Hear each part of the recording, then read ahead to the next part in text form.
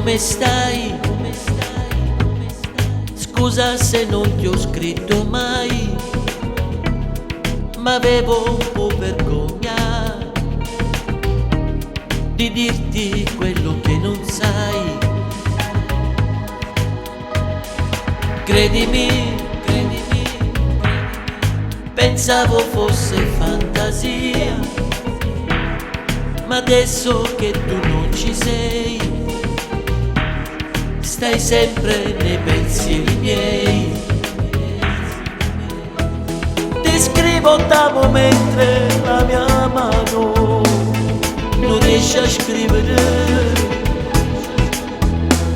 L'inchiostro è cancellato da una lacrima che avevo bagnato te.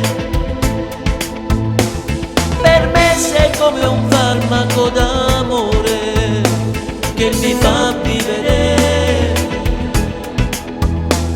Ti sei portato tutto, anche il mio cuore, in quel borsone blu.